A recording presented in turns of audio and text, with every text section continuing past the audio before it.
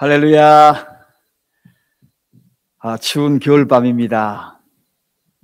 이 추운 겨울밤에 하나님의 위로와 사랑이 여러분의 안방 구석구석까지 함께 하시기를 바랍니다.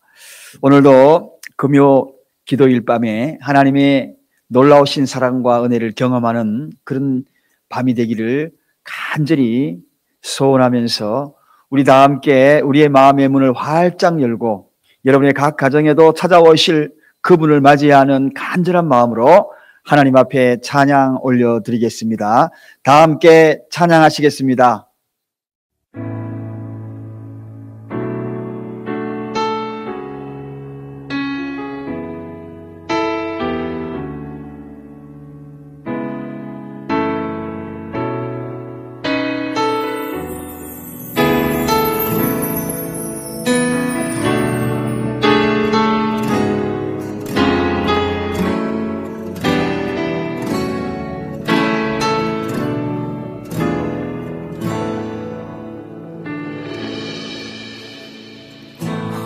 시절 지날 때 깊은 한숨 내쉴 때 그런 풍경 보시며 단식하는 분 있네.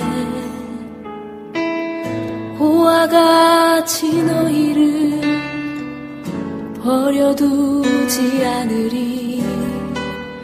내가 너희와 영원히 함께하리라.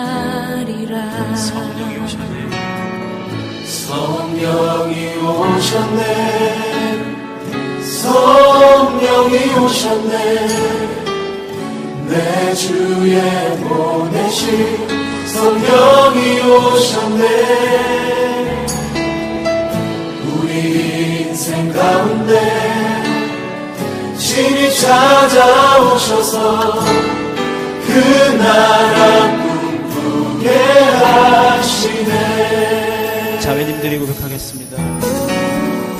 억눌린 자 갇힌 자 자유함이 없는 자 피난처가 되시는 성령님 계시네. 주의 영이 계신 곳에 참 자유가 있다네. 진리의 영이신 성령이 오셨네. 다 함께 성령이 오셨네. 성령이 오셨네. 성령이 오셨네. 내 주에 보내신 성령이 오셨네. 우리 인생 가운데 신이 찾아오셔서 그 나라 꿈꾸게 하시네. 성령이 오셨네. 성령이 오셨네.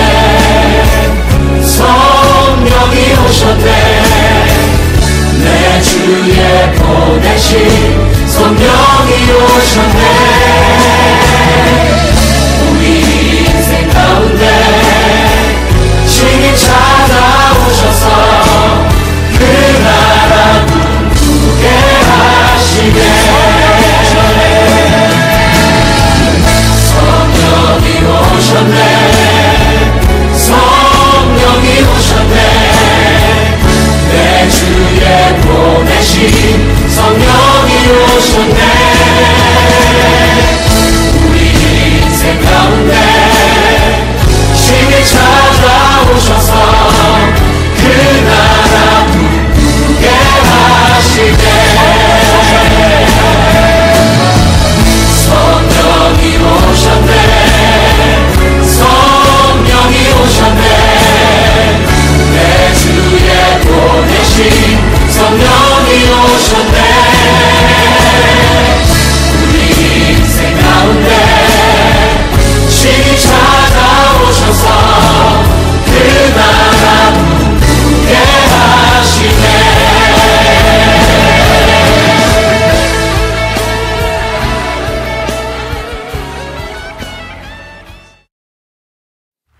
사랑교회 공동체 기도 함께 하겠습니다.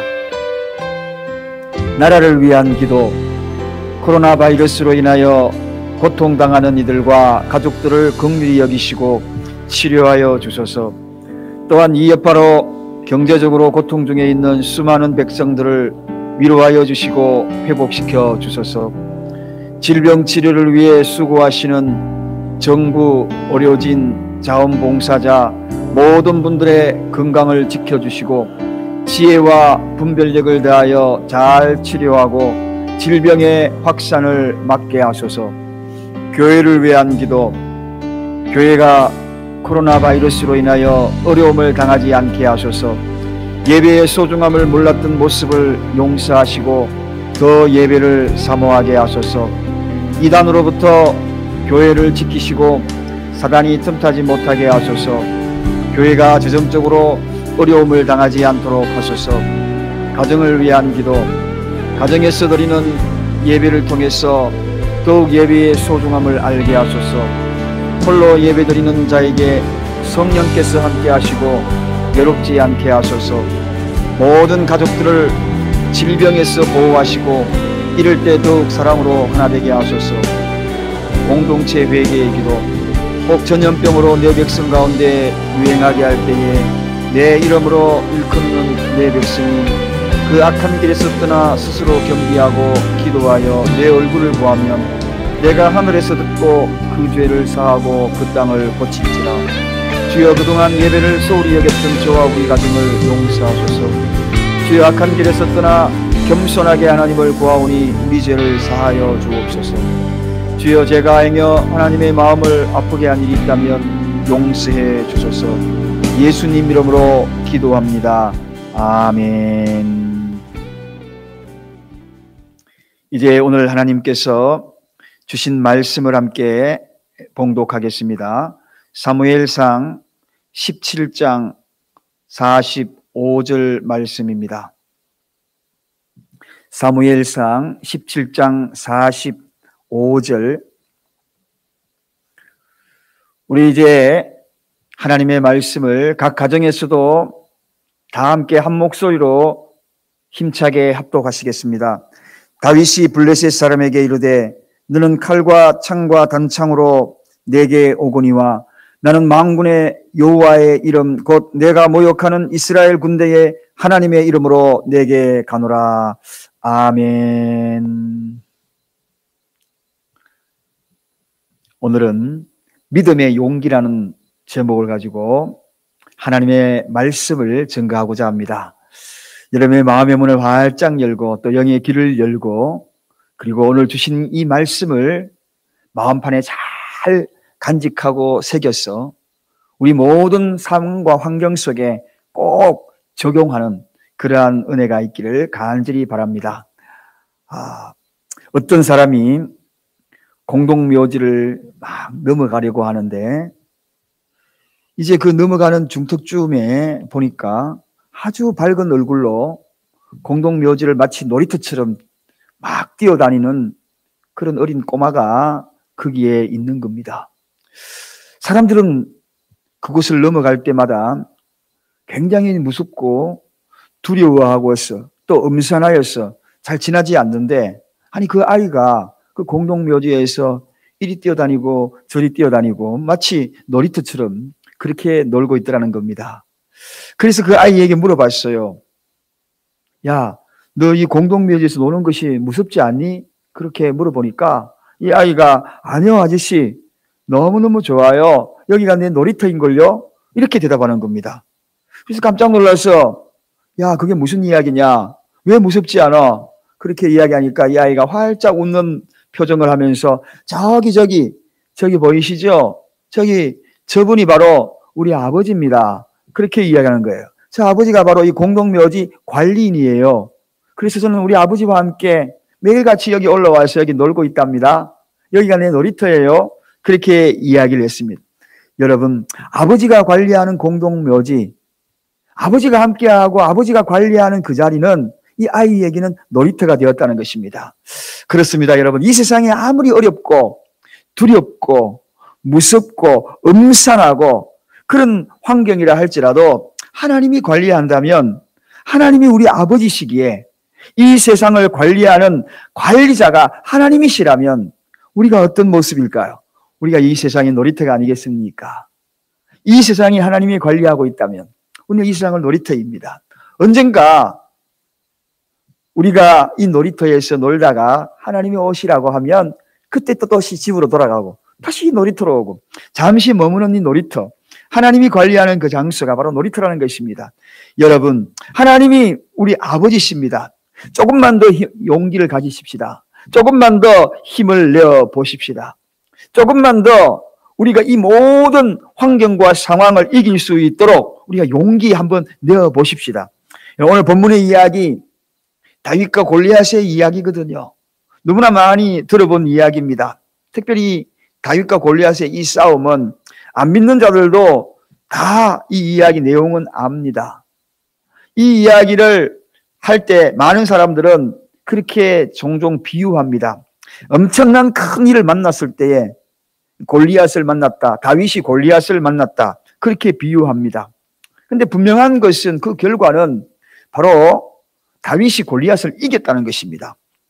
그런데 골리앗을 다윗이 이긴 것에 대해서 우리 마음속에 크게 와닿지 않는 이유가 무엇입니까? 현실적으로 다윗이 골리앗을 이겼다, 그렇게 이야기하니 하나의 이야기거리로만, 성경에 기록된 그러한 이야기거리로만 생각하고 우리 마음에 크게 와닿고 있지 않는 이유가 무엇인가 하는 것입니다. 그것은 다른 것이 아니라 내가 그런 직접적인 체험을 하지 못했다는 것입니다. 지금 현실에서 그런 이겨보지 못한 그런 체험이 우리 속에 있었기 때문에, 그래서 우리는 그 체험들이 우리의 마음에, 그 이야기가 우리의 마음에 와닿지 않는다는 것입니다. 자, 그럼 우리가 이러한 모든 현실에서 어떻게 하면 이 엄청난 일들을 정말 내 마음으로 느끼고 그 말씀이 또 현실적으로 내가 이런 엄청난 그 싸움에서, 골리앗 같은 환경에서 우리가 이겨낼 수 있을 것인가? 다윗의 이야기가 나의 이야기가 될 수 있을 것인가 하는 것입니다. 오늘 본문의 이야기 다시 한번 들어가서 세심하게 살펴보아서 우리도 다윗이 골리앗을 이겼던 그 이김의 그 현장의 주인공도 우리가 한번 되어보자는 것입니다. 오늘 본문에 다윗이 어떻게 이겼습니까? 다윗은 물맷돌을 잘 던지는 숙련된 하나의 기술만으로 결코 골리앗을 이길 수가 없었습니다. 이건 상식적으로도 이해가 가지 않습니다. 물맷돌 5개로 골리앗을 이겼다. 여러분, 이게 상식적으로 이해가는 일입니까? 누가 이야기해도 이 이야기는 도무지 그 이야기를 수용하거나 납득하기 어려운 이야기입니다. 왜냐하면 상대가 다르지 않습니까? 다윗이 가진 것은 물맷돌 5개였지만 상대는 다릅니다. 이 골리앗의 상대의 배경은 어떻습니까? 여러분, 오늘 이 블레셋의 장수 골리앗이 이제 이스라엘을 쳐들어오는데 그 모습의 그 키를 성경에서 소개하기를 정말 기골이 장대한, 약 키가 6규빗이라고 이야기합니다. 6규빗. 여러분, 이 6규빗이라 그러면 대략 어느 정도의 키냐 하면 이 손끝에서 여기 팔꿈치까지가 1규빗이라고 이야기합니다. 약 45cm. 그러면 이 45cm 곱하기 6 하면 키가 얼마입니까? 270cm입니다. 270cm. 여러분, 대단한 큰 키죠? 270cm. 이 정도의 키, 정말 거인입니다. 그런데 많은 사람들은 성경에 나온 이야기, 그저 골리앗의 이야기로만 생각하지만 현실적으로 현 시대에도 세계에 가장 큰 장신이 있었습니다. 1912년에 이름이 로버트 퍼싱이라는 미국 사람입니다. 그 키가 얼마냐? 272cm. 골리앗과, 기록상으로는 골리앗보다 더 큽니다. 실감이 안 날 것 같아서 제가 사진을 한번 보여드리겠습니다. 보이십니까? 이 키입니다. 보통 사람의 키와 한번 비교해 보십시오. 272cm. 어마어마합니다. 사진을 보니까 골리앗 키가 여러분 가히 실감이 납니까? 골리앗같이 전설적인 인물처럼 생각했던 그러한 존재가 아니라 실제도 골리앗 같은 그런 사람이 현대에도 살았다는 것입니다. 로버트. 바로 이 골리앗과 로버트, 즉 로버트가 이제 다윗과, 소년 다윗과, 어린 다윗과 싸운다는 것입니다. 힘이 얼마나 세겠습니까, 여러분? 상대가 되겠습니까? 심지어는 이 골리앗이 입었던 그 갑옷의 무게, 그 무게만 하더라도 5천 세겔이라고 이야기합니다. 노소로 만든 5천 세겔이면 킬로그램으로 따지면 57kg 정도 나갑니다. 보통 성인 여자의 몸무게입니다. 그런 것으로 갑옷으로 다 입었다는 것입니다. 빈틈없습니다. 거기다가 여러분 완전 무장할 수 있도록 놋 각반을 다 차고 그리고 놋 단창을 들고 칼을 들고 그렇게 서 있습니다. 완전 무결점한 그런 장수의 모습입니다. 완전 무장한 장수입니다. 이런 장수를 지금 다윗이 상대가 되겠습니까? 아까 보셨지 않습니까? 그 거인이 소년하고 싸운다.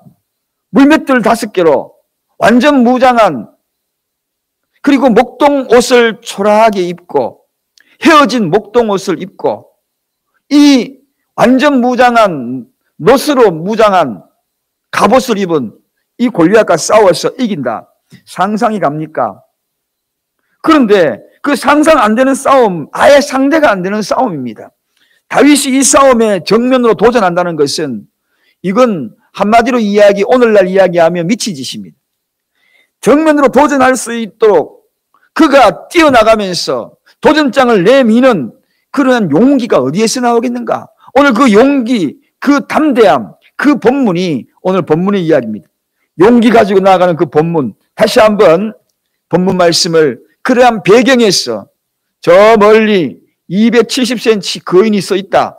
그리고 다윗이 그 거인을 상대하려 나아가면서 물맷들 들고 뛰어나가면서, 그리고 그 거인 골리앗은 갑옷을 입고 칼을 들고 그렇게 서 있는 그 앞에 뛰어나가는 그 모습을 상상하면서 이 말씀을 읽겠습니다. 다윗이 블레셋 사람에게 이르되 너는 칼과 창과 단창으로 내게 오거니와 나는 만군의 여호와 이름 곧 내가 모욕하는 이스라엘 군대의 하나님의 이름으로 내게 가노라. 여러분, 그렇습니다. 여기에 이 말 속에는 분명한 이 다윗의 용기의 비결이 있습니다.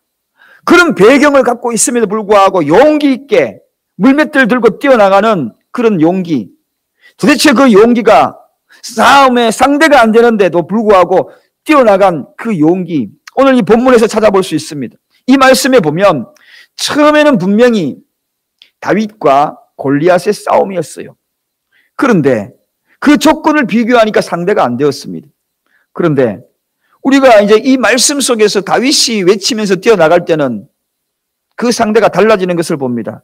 바로 다윗과 골리앗의 싸움이 아니라 하나님과 골리앗의 싸움으로 바뀌었다는 사실을 오늘 이 본문을 통하여 알 수가 있다는 것입니다. 사랑하는 여러분, 다윗과 골리앗의 싸움은 상대가 안 되지만 하나님과 골리앗의 싸움은 어떻게 되겠습니까? 반대로 상대가 안 되는 것은 당연하다는 것입니다. 다윗이 어디서 그런 용기가 생겨나겠습니까? 물맷돌 5개로 거인 골리앗에게 어떻게 그렇게 싸우러 뛰어나가겠습니까? 그 싸움은 다윗과 골리앗의 싸움이 아니라 하나님과 골리앗의 싸움이었기 때문에 그런 용기 가득한 모습으로 그렇게 하늘을 찌르는 사기 충천한 모습으로 지금 골리앗에게 뛰어나가고 있는 것입니다. 사랑하는 여러분, 믿음의 용기는 하나님의 이름을 앞세울 때 믿음의 용기가 생겨납니다. 우리가 이렇게 의기소침하여서 우리가 두려워하고 있는 그 이유는 어디에 있습니까? 바로 이 믿음의 용기, 하나님의 이름을 앞세우지 아니하면 우리는 결코 이 시대에 용기를 가질 수가 없는 것입니다. 성도는 무슨 일을 해도 하나님의 이름을 앞세워야 합니다. 그래야 용기 있게 할 수 있습니다. 그래서 믿음이 있는 곳에 용기가 있는 것입니다. 용기가 있는 곳에 믿음이 있는 곳입니다. 큰 믿음일수록 큰 용기가 있는 것입니다. 여러분, 오늘 이 다윗과 그리고 이 골리앗 그리고 맞닥뜨리는 그 모든 것 누가 이기겠습니까? 당연히 다윗이 이긴 것으로 결론 납니다. 아니, 하나님이 다윗을 이기게 해 주셨습니다. 필요한 것이 그에게는 믿음의 용기였습니다. 믿음의 용기가 있는 곳에 기적이 있습니다. 믿음의 용기가 있는 곳에 강한 성령의 체험이 있는 것입니다. 믿음의 용기가 있는 곳에 승리가 있습니다. 여러분, 금년에 우리가 코로나로 인하여서 참으로 많은 어려움들을 당하고 있다고 합니다. 마치 많은 환경 그 속에 부딪혀오는 일들이 골리앗을 맞이하는 그러한 싸움처럼 느껴질 때도 있을 것입니다. 사랑하는 여러분, 그런데 그 골리앗을 맞이하는 대상이 내가 아님을 선포하십시오. 믿음의 사람은 하나님의 이름을 앞세울 때에 하나님과 환경과의 싸움이라는 것입니다. 다윗과 같은 믿음의 용기를 내십시오. 용기를 내야 합니다.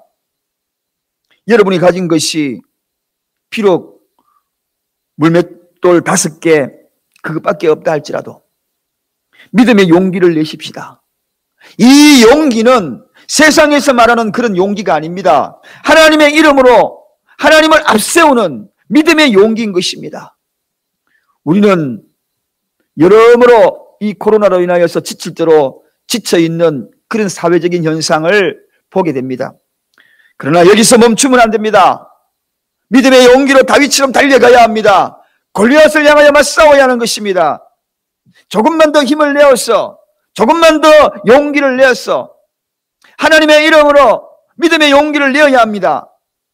옛말에 용기 100배라는 말이 있습니다. 용기 100배 많이 들어보셨지요? 용기 100배라는 뜻은 격려나 응원 따위의 자극을 받아서 힘이 100배로도 생긴다, 그런 뜻입니다. 힘이 100배로도 생긴다. 용기를 내면 힘이 100배로도 생긴다. 그래서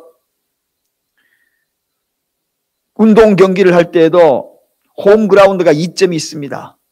왜냐하면 홈 관중들이 응원을 하면 힘이 100배로도 생긴다. 용기가 더 치솟는다는 것입니다. 그 격려를 받아서 그 경기에 이기게 되는 것이 확률이 훨씬 많다고 합니다. 골리앗을 이긴 이 체험, 오늘 저와 여러분들이 체험을 해야 합니다. 지금 다윗이 응원하고 있습니다. 성령님이 우리를 응원하고 있습니다. 격려나 응원하고 있습니다. 자극을 받아서 용기 100배 하십시다. 용기 내면 100배의 힘이 생겨납니다. 100배의 힘이 우리 속에 솟구칩니다. 하나님의 이름으로 나아가면 100배의 용기가 솟구칩니다. 비록 우리가 부족한 것이 많습니다. 다윗이 가졌던 것이 무엇이었습니까? 물맷돌 5개밖에 없었잖아요. 너무나 부족할 겁니다. 그러나 그런 환경이 있다 할지라도 용기를 내면, 믿음의 용기를 내면 100배 힘이 우리에게 주어질 것이라는 것입니다. 환경에서 싸우고 이기고 지는 것은 가장 큰 영향력을 끼치는 것이 무엇인가? 어떤 환경도 마찬가지입니다. 바로 이 용기입니다. 용기. 용기가 이기고 지는 것에 지대한 영향력을 끼친다는 것입니다. 어려운 환경이 닥칠 때마다 우리가 가장 먼저 생각할 수 있는 것은 조건을 따지지 마십시다. 먼저 내 속에 용기 100배 할 수 있는 그러한 믿음의 용기가 있는가?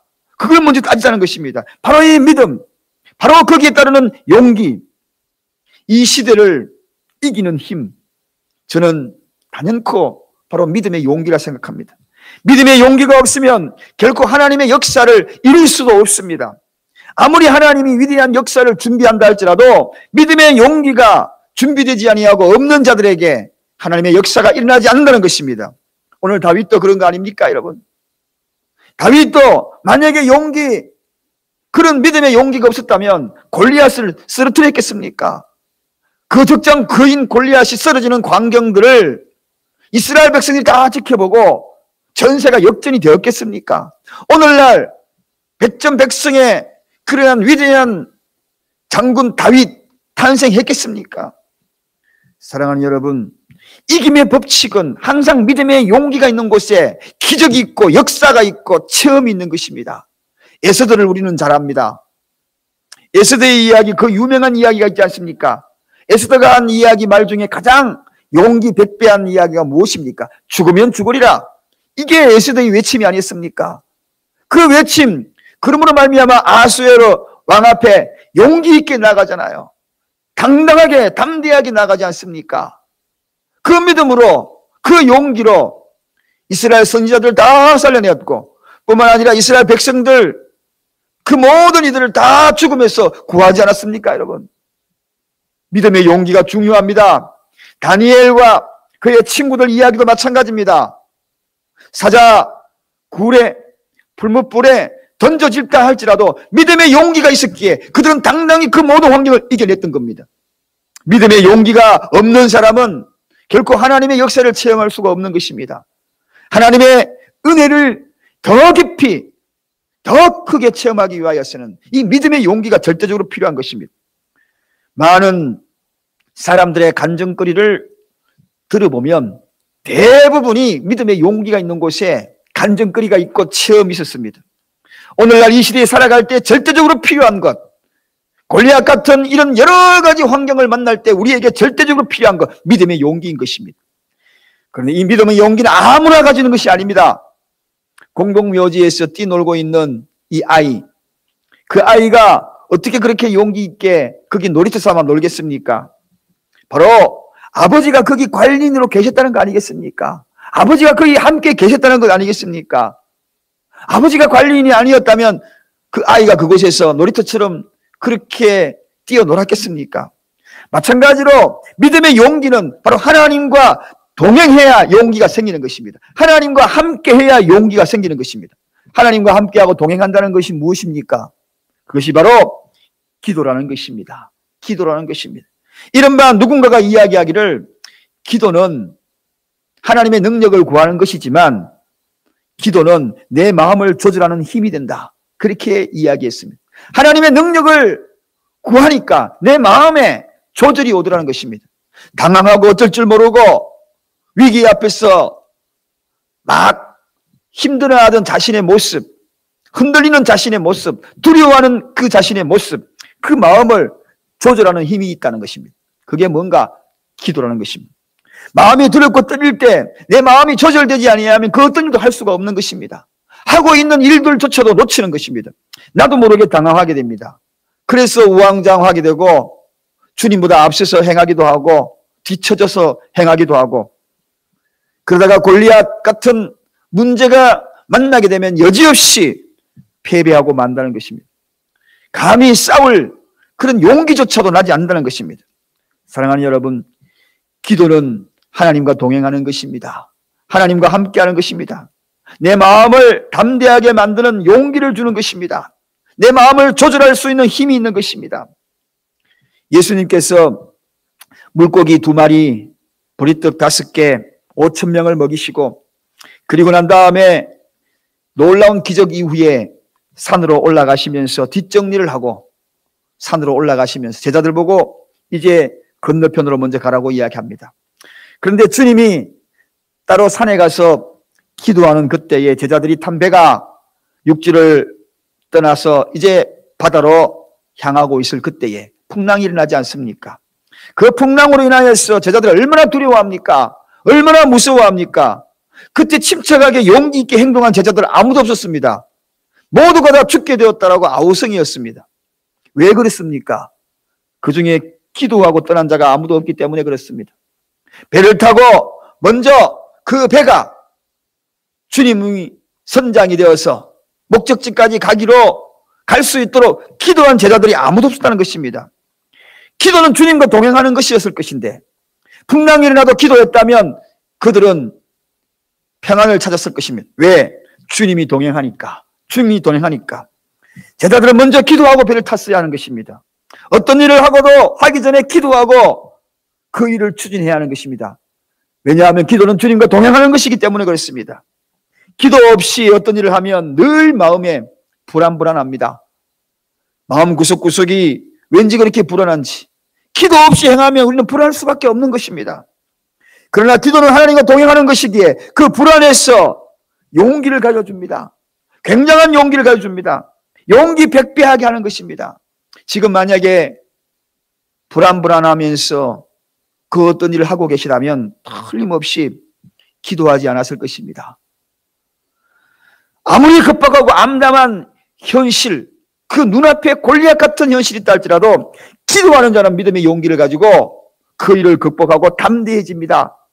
당당해집니다. 바울은 유로굴라 태풍, 그 엄청난 태풍, 믿음의 용기를 발휘합니다. 오히려 폭풍우 속에서 주변의 사람을 안심시킵니다. 기도의 사람은 항상 용기 백배하여 오히려 주변의 사람까지 안심시킵니다. 바울이 외쳤던 기도의 사람, 항상 기도하고, 항상 기도하고. 기도를 항상 기도하는 이 바울의 모습이 아니었습니까, 여러분? 그러므로 그의 삶이 기도였습니다. 기도로 충만되어 있으니 그 태풍 속에서도 오히려 믿음의 용기를 발휘하는 것 아니겠습니까, 여러분? 사랑하는 여러분, 하나님이 베풀어진 그 사랑에도 용기 있는 자만이 감동을 하며 아멘으로 화답합니다. 성령의 감동이 이끄실 때마다 눈물 흘리며 아멘 할 수 있는 그런 용기, 그것도 아무나 할 수 있는 것이 아닙니다. 기도하고 성령 충만의 그 은혜를 누릴 수 있는 자는 바로 하나님과 동행할 때에 감동이 있고 거기에 감격이 있는 것입니다. 여러분, 신앙생활을 보면 많은 어려움으로 흔들릴 때가 있을 것입니다.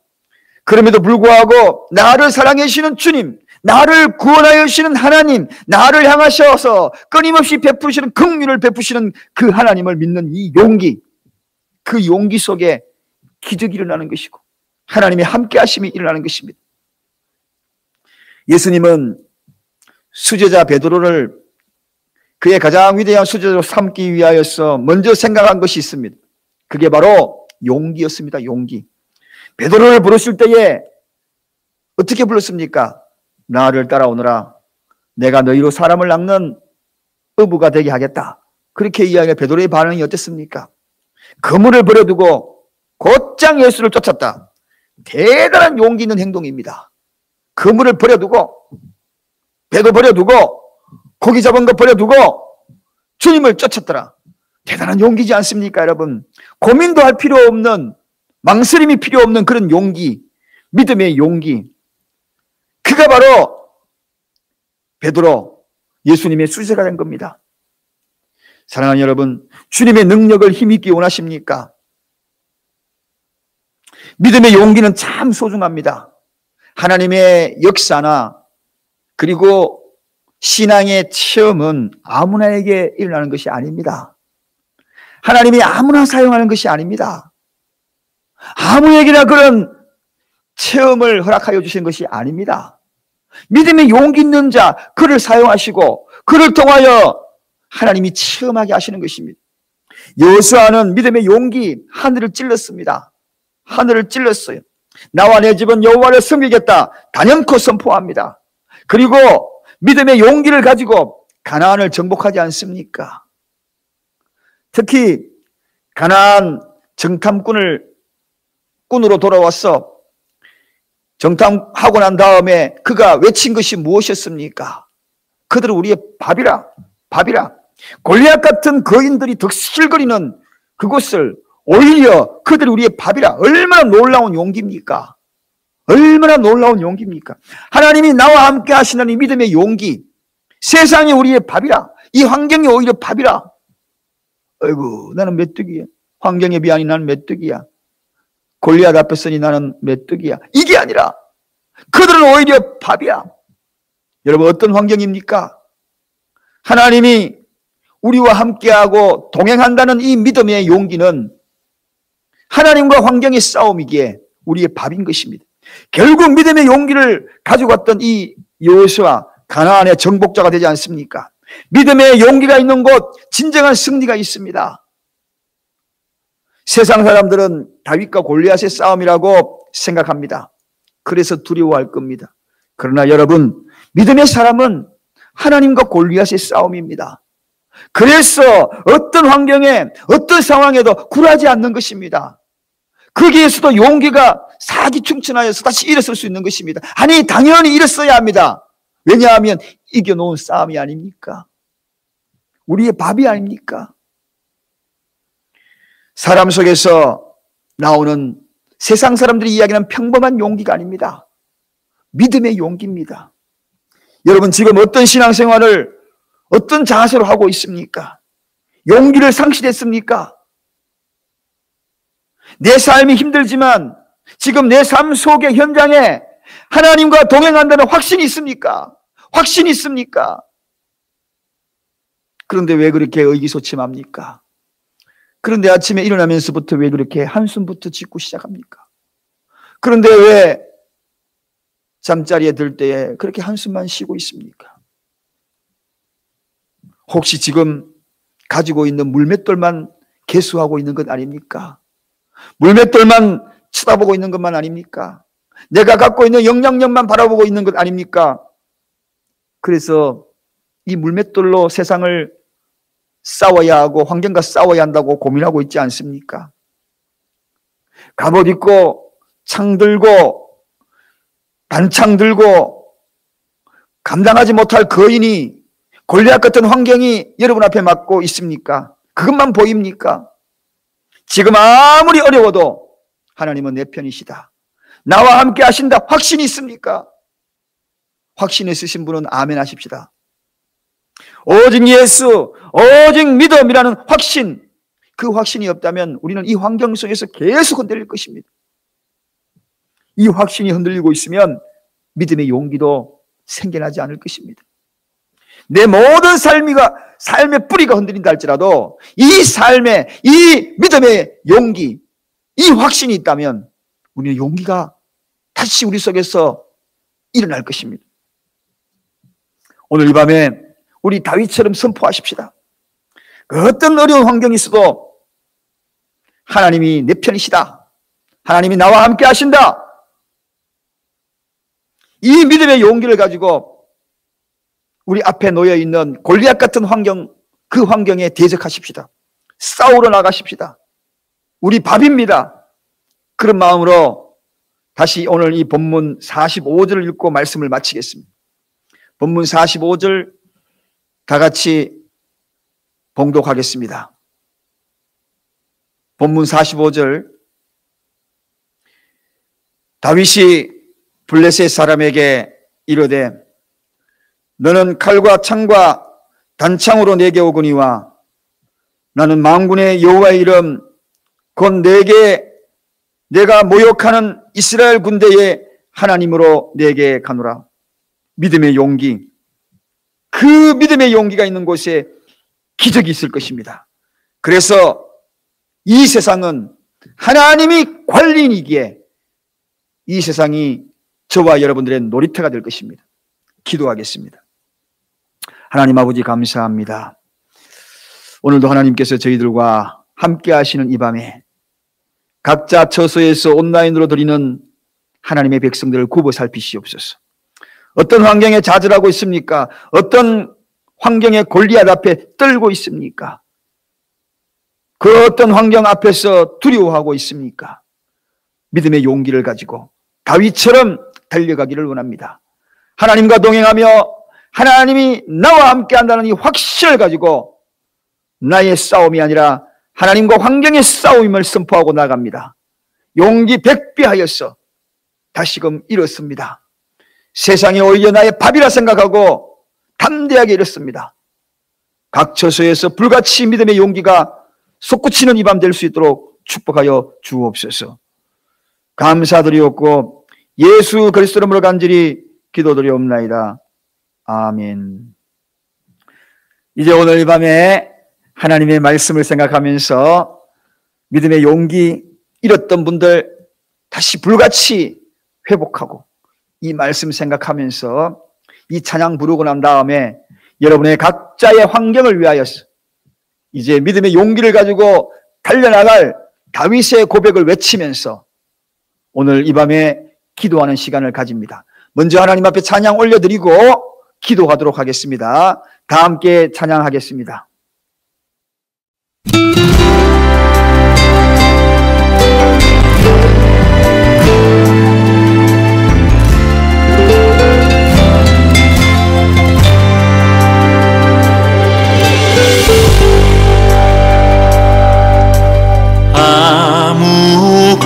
아무것도 두려워 말라.